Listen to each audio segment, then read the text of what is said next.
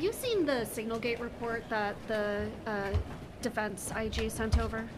I haven't. I'm going to be seeing it a little bit later this morning. Do you get the sense that there's any appetite among your Republican colleagues for any sort of extension of the Affordable Care Act tax credits in the next couple weeks?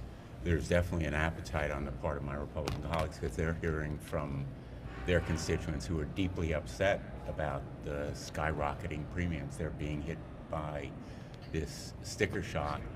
And I'm hearing from a lot of Republican colleagues that what they need is a green light from the White House to go forward with a proposal that is gaining real traction among the American people who want affordable health care insurance. You said yesterday you'd like to see Admiral Bradley come to the Armed Services Committee sometime next week. Has there been any development on that? There'll be some private meetings, evidently, with Admiral Bradley. What we need now really is subpoenas for all of the records, including the videos, transcripts of oral communications, the executive order that Hegseth issued. I'm very fearful we're going to see loss of records, possibly destruction of documents, because so much is at stake in terms of criminal culpability here.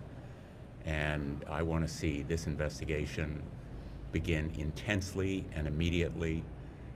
Hegseth has to be held responsible for issuing the order that led to not only the killing of these two survivors of the shipwreck against international law and possibly a war crime, but also the entire set of strikes that has destroyed 23 or more of these boats and killed more than 80 people. Senator Kane said that he feels that Pete Hegseth kind of threw Admiral Bradley under the bus. Do you feel the same way?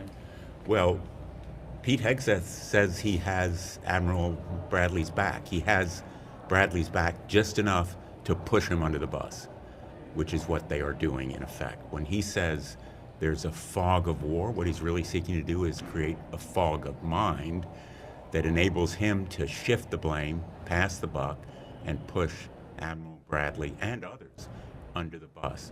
We cannot allow a political leader to make a career professional military man a fall guy here.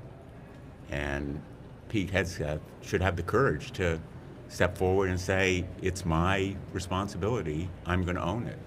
Senator, what do you make of the outcome of the meeting between Witkoff and Putin in Moscow?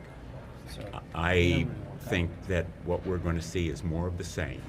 Putin stalling and stonewalling, trying to gain time so he can conquer more territory and weaken Ukraine through the aerial reign of terror that he has imposed. And what we need now is peace through strength, not granting Vladimir Putin a Christmas wish list.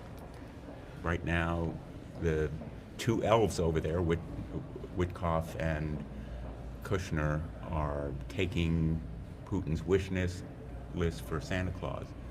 And what we really need is someone to stand up to Putin and say, we're going to provide the arms necessary for Ukraine to defend itself successfully.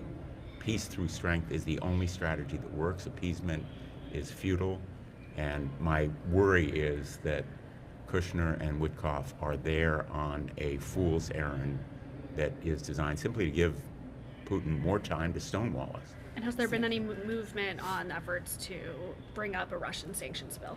I think we are ready to go with a Russian sanctions bill as soon as we know what the outcome is in Moscow and Kyiv right now. Until the talks are in some way finished there, as I hope there will be, because allowing them to go on indefinitely simply gives Putin more time to stonewall us. Senator, the House is trying to designate the Muslim Brotherhood today into a foreign terrorist organization. What do you think about that?